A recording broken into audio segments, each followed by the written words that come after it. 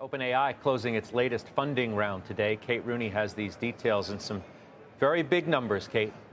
Big time, Scott. Yeah, this was a big day for OpenAI, the company officially closing one of the largest private funding rounds in Silicon Valley history. The total coming in at $6.6 billion. This was at a $157 billion post-money valuation. I'm told by a source it was led by Thrive. We had SoftBank and Microsoft doubling down, NVIDIA, and then the UAE-backed fund MGX. Coastal Ventures also in, Altimeter Capital, and just confirmed that Cathie Wood's ARK Invest also was in this round. OpenAI says the cash is going to help them with AI research to increase compute capacity as well, and then build tools that, quote, help people solve hard problems. OpenAI is, of course, the maker of ChatGPT, which we did learn today now has 250 million weekly users. That has more than doubled from a year ago, and it's up by about 50 million in just the past 2 months. So this is one of the most valuable private American companies at this point. It's just behind SpaceX, ahead of Stripe. And then to put the value into some context, Scott, I was looking at the market cap of S&P 500 companies.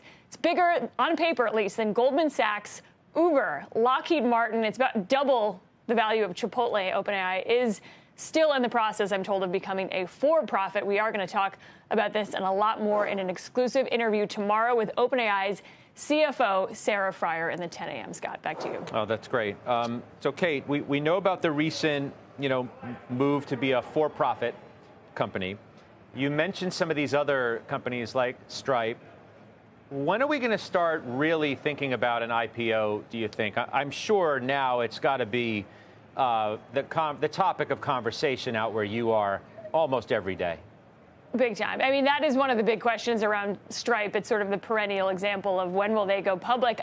I don't think there's a lot of pressure from investors to go public at this point. And the big reason is because employees at least are able to get liquidity. There's been some reporting around employees at least being able to sell their shares. So as long as these private companies can keep their employees happy and make sure that they get liquidity, that they're able to sell their shares when they want to go out and buy a house and have a little bit of cash on the sideline, then there really is not as much pressure as you might think. So I think at this point, it's seen as not a near-term thing that they're going to go public. But the hiring, I would say, of someone like Sarah Friar does indicate that long-term, this company would take being a public company as something really serious to think about. I think that her hiring was seen as sort of a sign that this will be an eventual IPO. I think that is the expectation, but they're losing money at this point from what I'm told, and they've got a lot of growth, a lot of competition out there, too, to deal with before they think about an IPO. Well, I'm sure you'll ask Sarah herself, since she's joining you exclusively tomorrow. We look forward to that